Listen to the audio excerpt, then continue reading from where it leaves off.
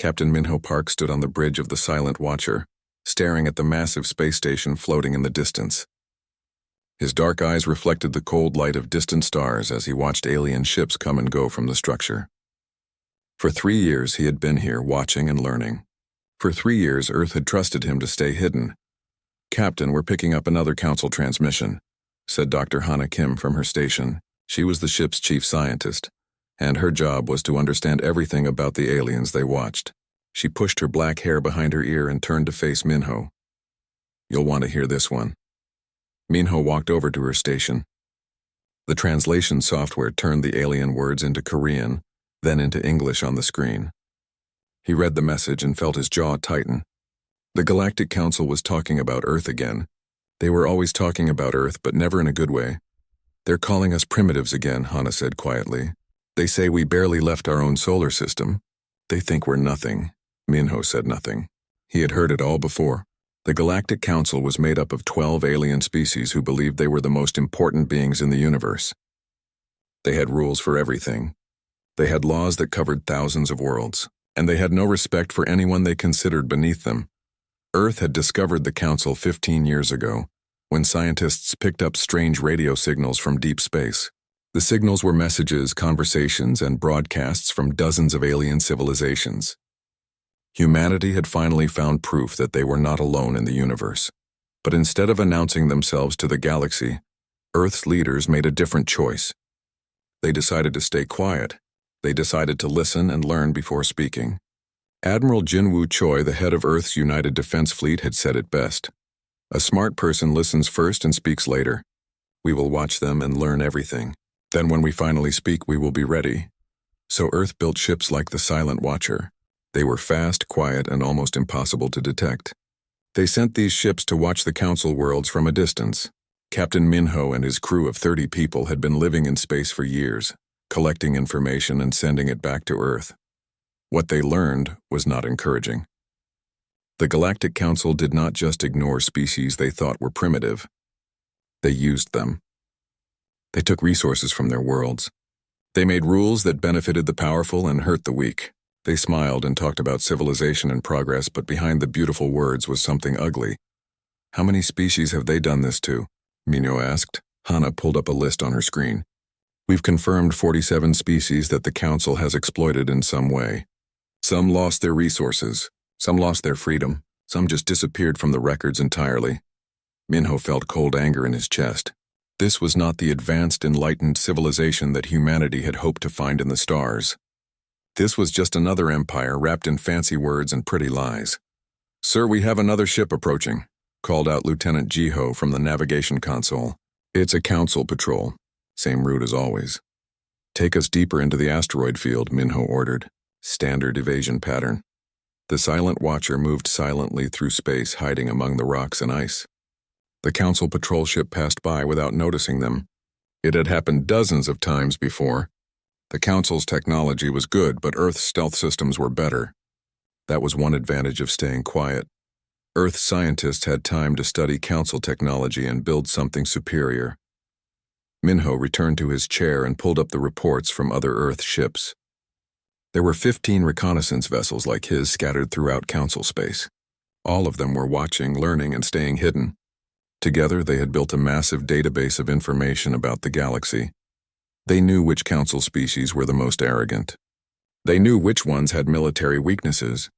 They knew trade routes, communication systems, and political tensions. Earth knew almost everything about the Council, but the Council knew almost nothing about Earth. "Captain, we're getting a priority message from home," said Communications Officer Yunji. Her young face looked worried. "It's coded Alpha Red." Alpha Red meant urgent. It meant something important had happened. Minho stood up and walked to the secure communication terminal. He entered his codes and waited for the message to decrypt. Admiral Jinwoo's face appeared on the screen. The old man looked tired and angry. "Minho, the Council has made their move. They just passed something called Resolution 4477. I'm sending you the details now, but here's what matters. They've declared our entire solar system as open territory for resource extraction." Minho felt like someone had punched him in the stomach. "What does that mean?" "It means they're claiming they have the right to come to Earth and take whatever they want." They say that since we're not an advanced civilization by their standards, we don't have the right to claim our own star system. They can mine our asteroids, our moon, even our planets, and we have no legal standing to stop them. Hana had come up behind Minho and heard everything. Her face was pale. They can't do that. That's our home. They just did, Jinwoo said. I'm calling back all reconnaissance ships. We're done watching. It's time for Earth to make a decision. Minho looked at his crew. They had all stopped their work and were listening.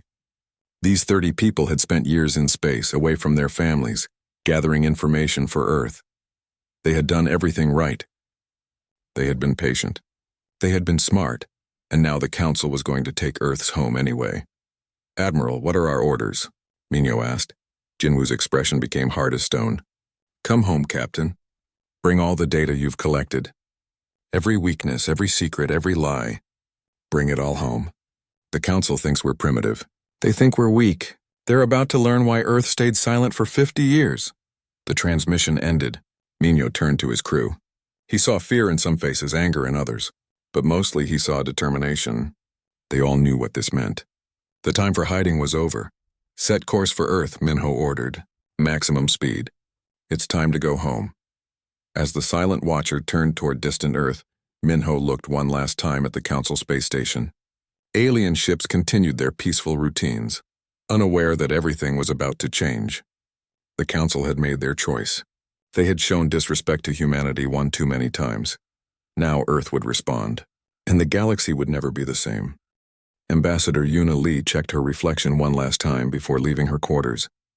The formal diplomatic uniform felt strange after years of military service, but Admiral Jinwoo had chosen her for a reason. She spoke 7 languages fluently, including Galactic Standard, the common language used by the Council. She was calm under pressure, and most importantly, she could smile while angry. Today, she would need all those skills. Ambassador, we're approaching the Council station, said the pilot over the intercom. They're hailing us. They sound surprised, Yuna smiled. Of course they were surprised. For 50 years, Earth had been silent. For 50 years, humanity had ignored every attempt at contact. Now suddenly a human ship was requesting permission to dock at the most important station in the galaxy. Tell them Ambassador Yuna Lee of Earth requests an audience with the Galactic Council, she said. Tell them we come in peace and respect. She walked to the bridge and watched through the viewport as the massive Council station grew larger.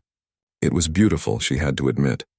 Thousands of lights glowed across its surface. Ships from dozens of different worlds came and went like bees around a hive. This was the center of galactic civilization, or at least that's what the Council believed. The docking process took an hour. When Yuna finally stepped off her ship, she found herself facing a dozen different alien species. Some were tall, some were short. Some had scales, some had fur, some had skin like humans. All of them were staring at her with a mixture of curiosity and confusion. I am Ambassador Yuna Lee, she said in perfect galactic standard. I represent the people of Earth and request formal recognition of human sovereignty. The aliens whispered among themselves. One of them, a tall creature with blue skin and 4 arms, stepped forward. You speak our language. We did not know your species had developed linguistic capability. Yuna kept her expression neutral, though inside she wanted to laugh. They thought humans couldn't even speak properly. The arrogance was breathtaking. Humans have spoken many languages for thousands of years. We have simply chosen to listen before speaking to the galaxy. She was led through the station to the Council chamber. It was a massive circular room with seats arranged in tiers. Representatives from 12 species sat in the high seats, looking down at the floor where Yuna stood. It was designed to make visitors feel small and unimportant. Yuna stood straight and tall, refusing to be intimidated. Councillor Vreth, the representative of the Thalorian Empire, looked at her with obvious contempt. He was reptilian, covered in green scales with eyes that reminded Yuna of a snake. So the primitives finally decided to speak. How charming, other councillors laughed. Yuna said nothing. She had expected this. The data from Captain Minho's reconnaissance had told her everything about Vreth. He was arrogant, cruel, and considered himself superior to most other species, not just humans. We received your petition for sovereignty, Vreth continued. Let me be clear about the situation. Earth is a young species. You have barely left your own planet. You have no significant military power. You have no valuable resources to trade. You have nothing that interests the Council except the resources in your solar system. Una pulled out a data tablet and held it up. I have here a complete petition following all Council protocols. We request recognition as a sovereign species with full rights to our home system and any colonies we establish. We have included surveys of our technological capabilities, our cultural achievements, and our population data. Everything has been prepared according to your own regulations.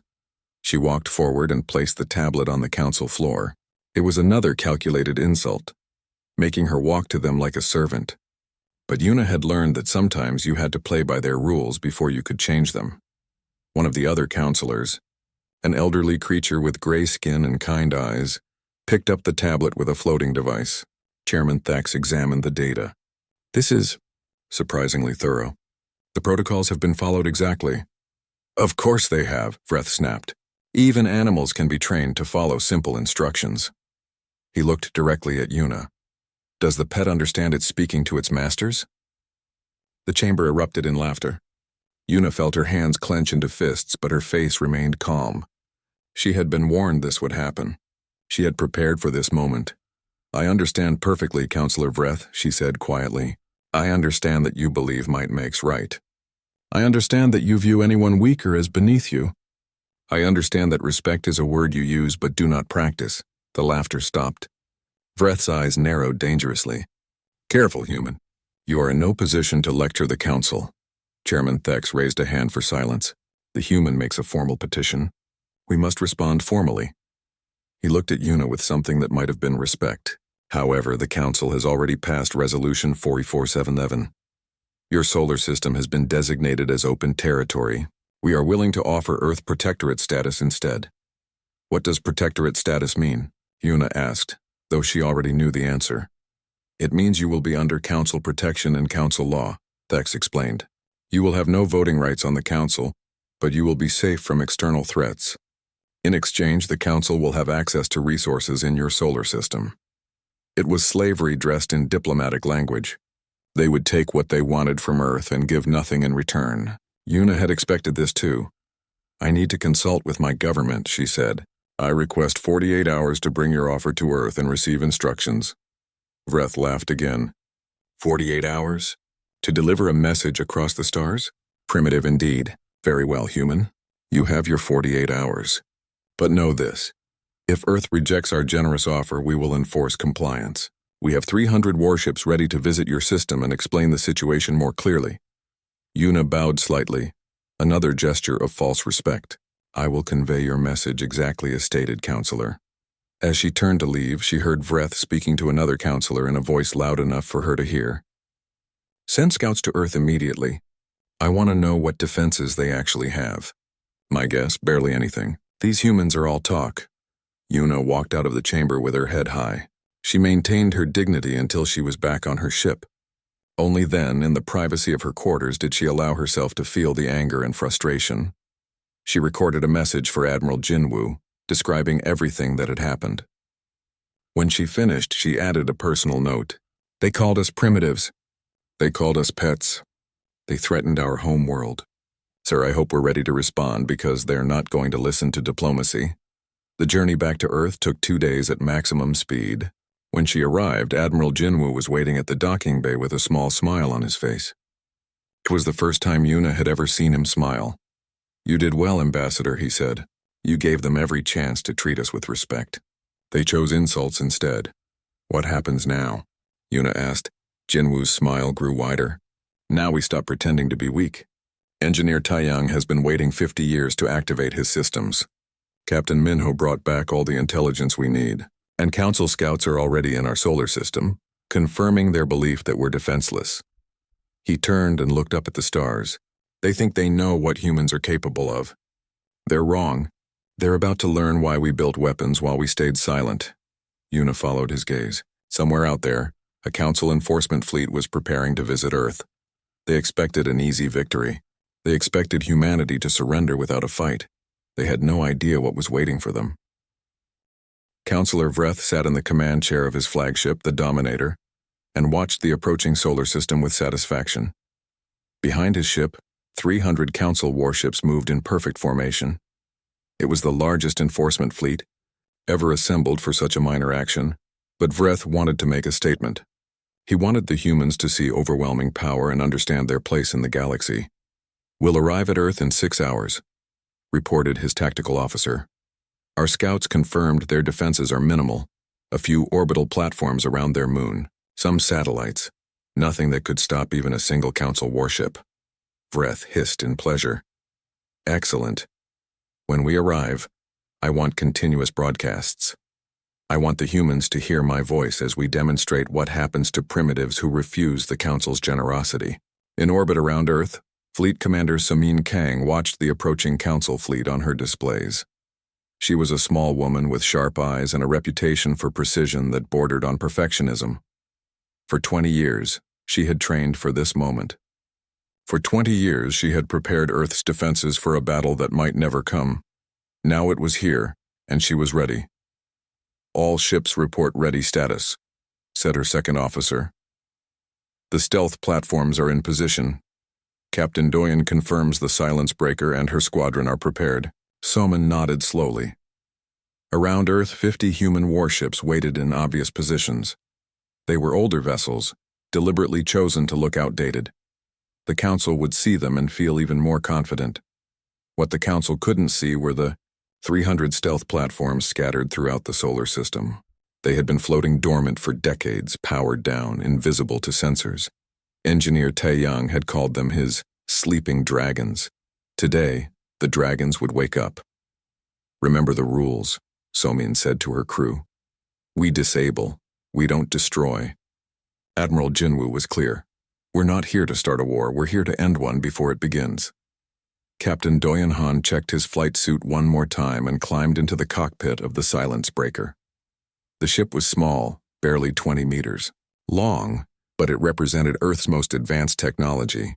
While the Council had been satisfied with their existing faster-than-light drives, human scientists had kept pushing. The result was quantum displacement technology, a way of moving through space that didn't follow the normal rules. "All pilots ready," Doyen said into his radio. "Remember, stay invisible until Commander Soman gives the signal. Then we show them what human engineering can do." Around him, 49 other pilots confirmed their readiness. They were the best Earth had. They had trained in secret for years. And they were all angry. The Council's insults had reached every human on Earth. Everyone knew what was at stake. The Council fleet entered Earth's solar system exactly on schedule. Vreth immediately began broadcasting his message to Earth. His voice carried across every frequency impossible to ignore. "Humans of Earth, hear me. I am Counselor Vreth of the Thalorian Empire, speaking for the Galactic Council. You have refused our generous offer of protectorate status. This is unfortunate. We will now demonstrate what happens when primitive species forget their place. We will begin by destroying the mining colonies on your moon. Then we will disable your orbital stations. Then we will discuss terms again. Perhaps this lesson will teach you respect." Fleet Commander Soman listened to every word with a calm expression. When Vreth finally stopped talking, she picked up her communicator. "Admiral Jinwoo, the Council has declared hostile intent and specifically threatened civilian targets." "Rules of engagement?" Jinwoo's voice came back immediately. "Weapons free, Commander. Show them what Earth is capable of. But remember, disable only. We're better than they are." Soman smiled. "Understood, sir. All units, this is Fleet Command. Wake up the dragons. Captain Doyen, you are cleared to engage." Throughout the solar system, 300 stealth platforms suddenly came to life. Their power cores activated, their weapons charged, their sensors locked onto Council ships. In half a second, they went from invisible to very, very visible. On Vreth's flagship, alarms began screaming. "Sir, we're detecting massive power signatures throughout the system. Hundreds of them. They're weapons platforms. Where did they come from?" Vreth stared at his display in disbelief. His scanner showed platforms near Earth, near Mars, in the asteroid belt, even near Jupiter. They had been there all along, hidden, waiting. "Impossible. Our scouts checked this system. There was nothing." "They fooled us, sir. The platforms were powered down completely. We thought they were just debris." Before Vreth could respond, the silence breaker and her squadron appeared. One moment space was empty. The next moment, 50 human fighters were among the Council fleet. They didn't fly like normal ships. They jumped short distances instantly, appearing and disappearing like ghosts. Captain Doyen locked onto a Council destroyer and fired. His weapons weren't designed to penetrate shields or destroy hulls. They were designed to disable. Electromagnetic pulses shut down the destroyer's power systems in seconds. The ship went dark, floating helplessly. Target disabled, Doyen reported, moving to the next one. Across the fleet, other human pilots were doing the same. Jump, fire, disable, jump again. The Council ships tried to fight back, but they couldn't target enemies that moved like this. Their weapons fired at empty space while human fighters appeared behind them. The stealth platforms added their own attacks. Precision strikes hit engine systems, weapon arrays, and communication equipment. Within 5 minutes, 50 Council ships were disabled. Within 10 minutes, 100 ships were floating dead in space. Vreth watched his fleet fall apart around him. Return fire, destroy them, all ships, focus fire on. His orders were cut off as the Dominator's power systems failed. His flagship, the pride of the Thalorian Empire, went dark. Emergency lights flickered on, but all the main systems were dead. Sir, we've been boarded, reported a security officer. Human Marines are coming through the hull. They're not cutting through. They're just appearing inside the ship. Vreth pulled out his personal weapon. How many? 50. No, 100. Sir, they're appearing everywhere.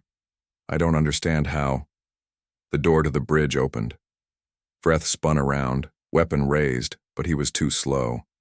A human Marine stood there in black armor, holding a strange device. She pressed a button and Vreth's weapon simply stopped working, falling apart in his hands. Counselor Vreth, the Marine said in perfect galactic standard. You are under arrest for threatening civilian populations and unprovoked military action. Please come with us peacefully. Vreth looked around his bridge. More human Marines had appeared surrounding his crew. None of his people were injured, but all their weapons had been disabled. This is impossible, he whispered. Your species is primitive. How do you have this technology? The Marine smiled behind her helmet. We're not primitive, Counselor. We're patient. There's a difference. Fleet Commander Soman watched the tactical display with satisfaction. 270 Council ships were now disabled. The remaining 30 had stopped fighting and were signaling surrender. Not a single human ship had been damaged. Not a single shot had been fired in anger by the Council before they were neutralized. Admiral Jinwoo, mission complete, she reported. The Council fleet is neutralized.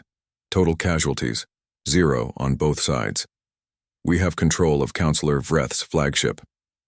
Excellent work, Commander, Jinwoo replied. Bring Vreth to the communication center. It's time for the Council to see what they've awakened. Vreth was brought before a holographic projector. He stood there in restraints, human Marines on either side of him. The projection activated, showing the entire Galactic Council in their chamber. They had been watching the battle through their fleet's cameras. Their faces showed shock, fear, and confusion. Admiral Jinwoo stepped into view. He was an old man, but his eyes were sharp and his voice was strong. Members of the Galactic Council, I am Admiral Jinwoo Choi of Earth's United Defense Fleet. You sent 300 warships to threaten our home. You insulted our people. You called us primitives and pets. You declared our solar system as territory for exploitation.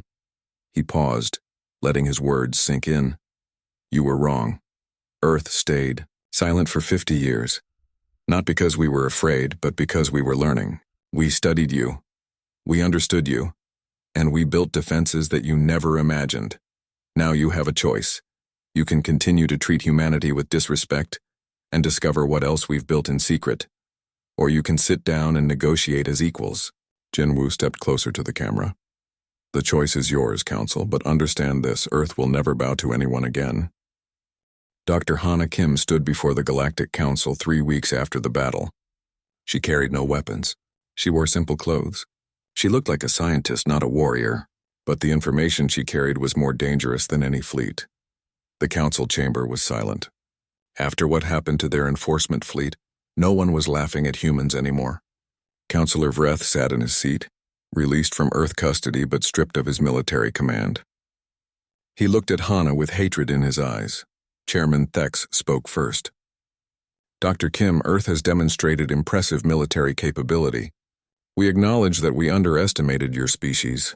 Perhaps we can discuss new terms for relations between Earth and the Council. Hana set down a small device on the floor. It projected a holographic display that filled the center of the chamber. Before we discuss terms, I think the Council needs to see something. For 15 years, Earth has been watching you. We have ships hidden throughout Council space. We have listened to your communications. We have recorded your meetings. She pressed a button. The hologram showed footage of a council session from 10 years ago. In it, Counselor Vreth was speaking to 3 other counselors in a private room. The Denari people are weak. Their planet has valuable minerals. We should declare them unfit for sovereignty and take what we need.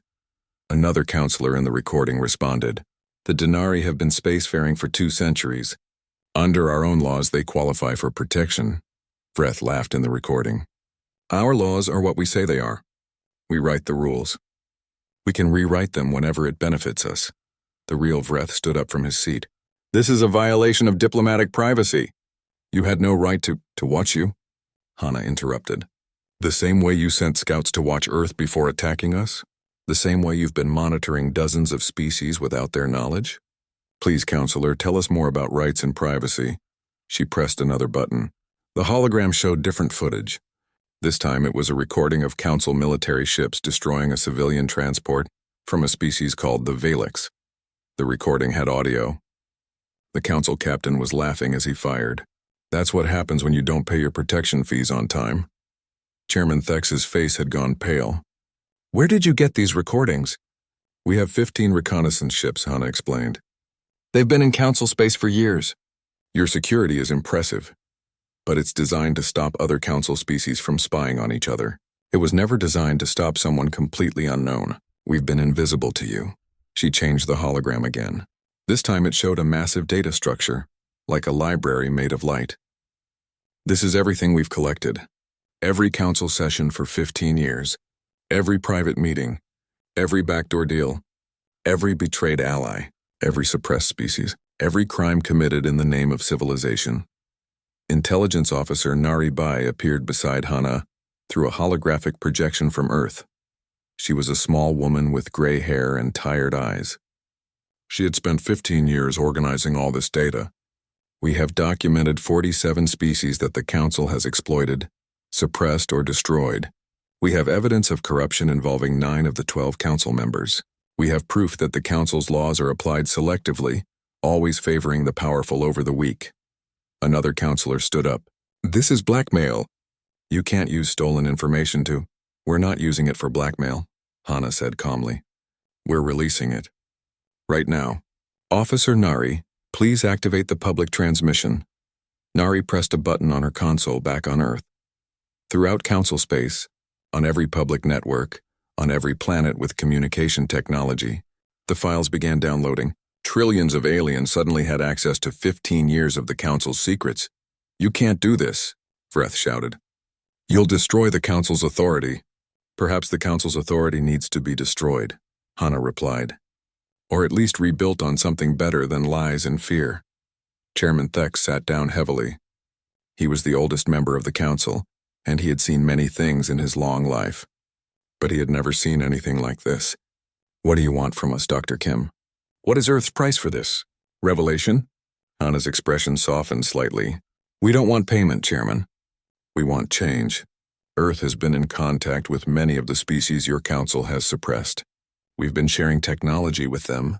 We've been teaching them. We've been preparing them to stand on their own. She pressed another button. The hologram showed a new star map. 47 systems were highlighted in blue. These are the species the Council has kept down. They're not primitive. They're not weak.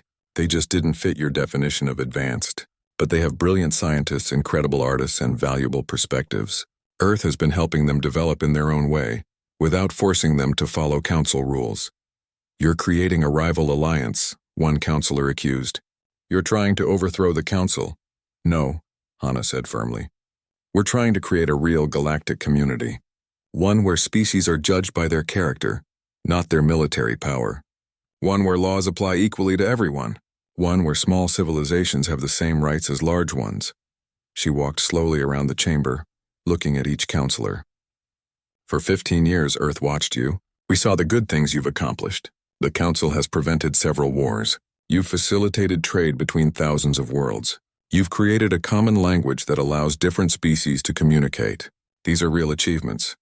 But we also saw the corruption, the exploitation, the casual cruelty to anyone you considered beneath you, and we decided that the galaxy deserves better.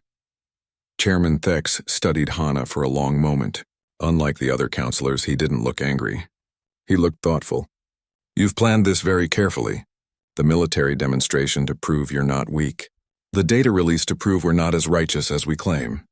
And now you come with a proposal. What is it you want to happen next, Dr. Kim? Hana smiled. It was the first time she had smiled since entering the chamber. We want a new council. Not one that rules, but one that serves.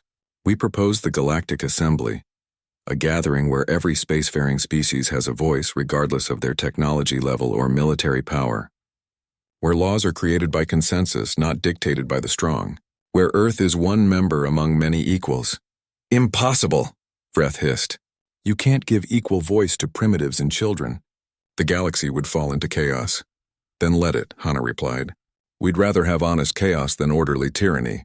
Chairman Thex raised his hand for silence. Dr. Kim, you've given us much to consider. But I must ask, what else has Earth been building during your years of silence? Admiral Jinwoo asked us what else you've created. I'm asking the same question now. What other surprises do you have? Hana's smile grew wider. Many, Chairman Thex, many, but most of them aren't weapons. While we were watching you, we were also creating something you seem to have forgotten how to build. Genuine partnerships. We've been creating medical databases to share treatments across species. We've been developing translation technology that works for languages you've never heard. We've been building agricultural systems that can adapt to different planets.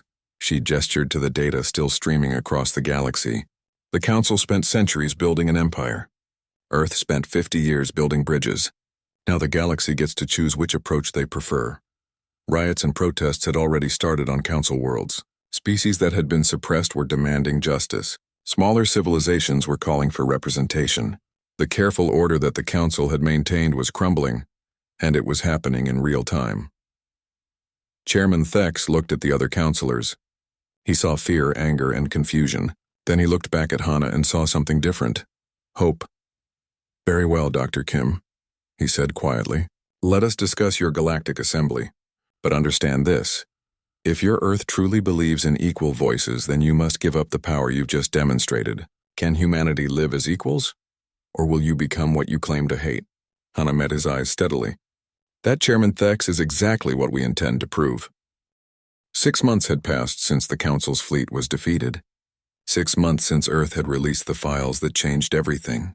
Ambassador Yuna Lee stood at the entrance to the new assembly hall and marveled at what humanity had helped create. The hall was massive, circular, and beautiful. But unlike the old council chamber, there were no high seats and low seats. Every species had the same size desk, the same voting power, the same voice. 67 civilizations had joined the Galactic Assembly so far, and more were applying every week. It's strange, isn't it? Said a voice beside her. Yuna turned and saw former Counselor Vreth standing there. He looked different now, older, tired, but also somehow lighter. 6 months ago, I commanded an Empire's fleet. Today, I'm a simple diplomat trying to repair the damage I caused. Yuna studied him carefully. After the battle, Earth had released all Council prisoners without charges. Admiral Jinwoo had said that revenge wasn't the goal. Change was the goal.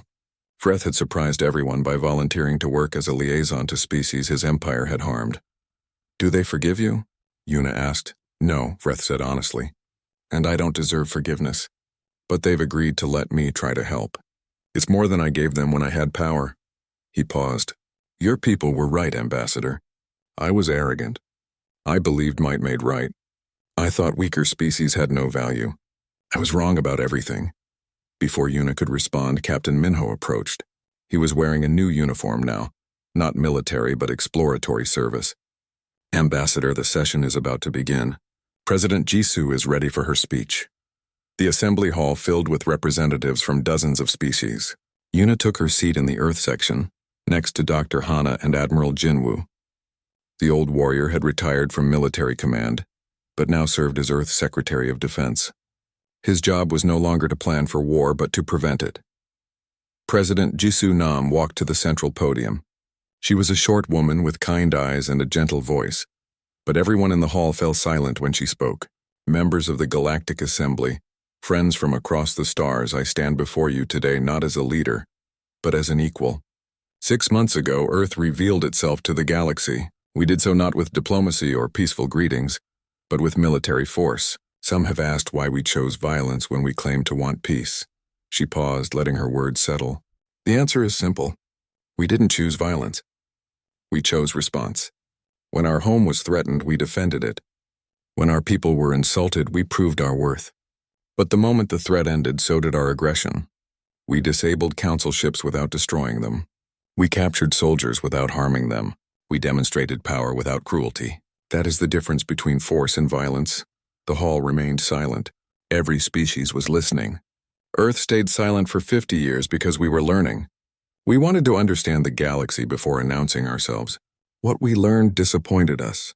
We found civilizations more advanced than ours, but not more wise. We found species with incredible technology, but not incredible compassion. We found a council that ruled through fear dressed as order. Chairman Thex, now just a regular member of the assembly, nodded slowly.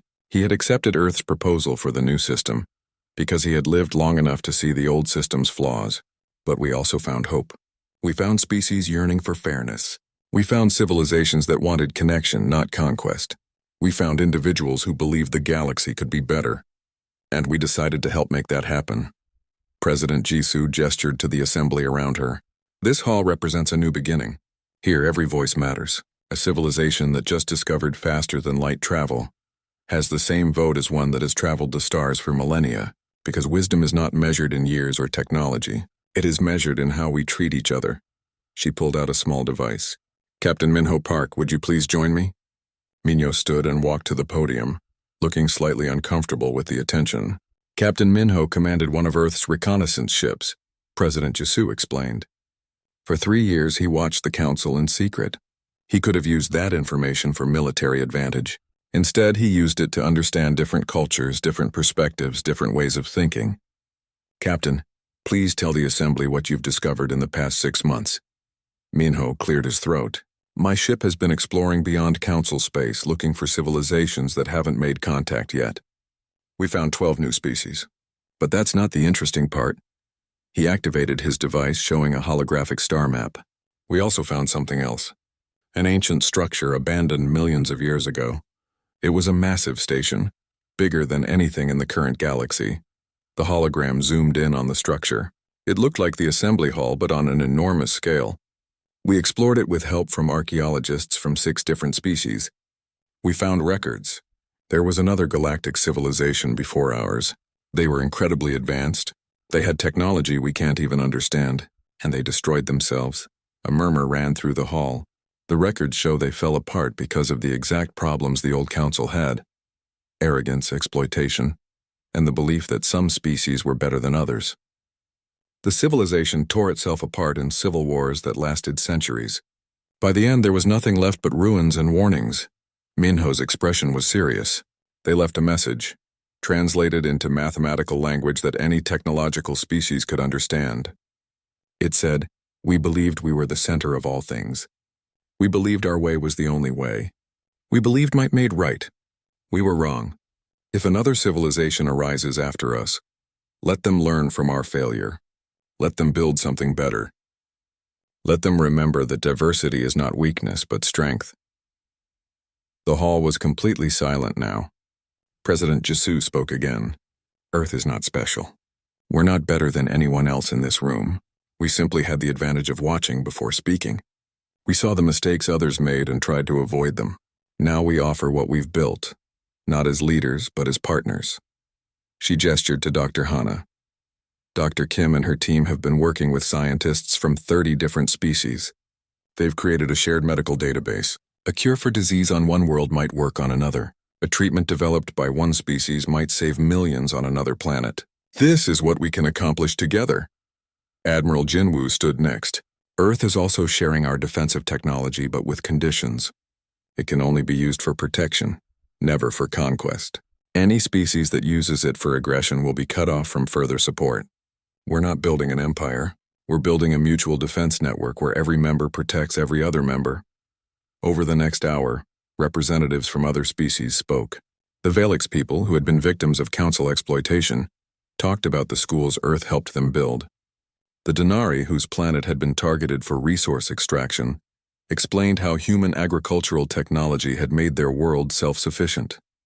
Small civilizations that had been ignored by the council shared stories of how Earth's diplomats had listened to them, learned from them, and treated them as equals. Not everyone was happy. Some species still believed in the old ways. Some thought Earth had too much influence. Some worried that the new system would collapse into chaos. But they all had a voice. They all had a vote. They all had hope. As the session ended, Yuna walked outside with Dr. Hana and Admiral Jinwoo. They stood on a balcony overlooking the spaceport. Ships from 100 worlds were coming and going, carrying diplomats, traders, scientists, and explorers. "Do you think we did the right thing?" Jinwoo asked. "Breaking our silence like we did?" Hana looked up at the stars. "We were never truly silent, Admiral. We were listening. We were learning. We were preparing. And when the time came, we spoke. Not with arrogance, but with truth. Not with conquest, but with partnership." A small ship landed nearby. Its hull markings were from a species nobody in the assembly had seen before. A group of aliens emerged, looking nervous and excited. One of them held up a communication device and spoke in carefully translated Galactic Standard. "We are the Kellen. We detected signals from the assembly. We have been alone in the galaxy, or so we thought. Can we speak with you?" Yuna smiled and walked toward them. "Yes, we've been hoping someone would ask. Welcome to the Galactic Assembly. Welcome to your new family." As she greeted the newcomers, Earth's sun rose over the horizon of this distant world. A new day was beginning, not just for humanity, but for every species that chose to build something better together. Earth had stayed silent for 50 years. But now, finally, the galaxy was ready to listen, and together, they would create a future worthy of the stars themselves.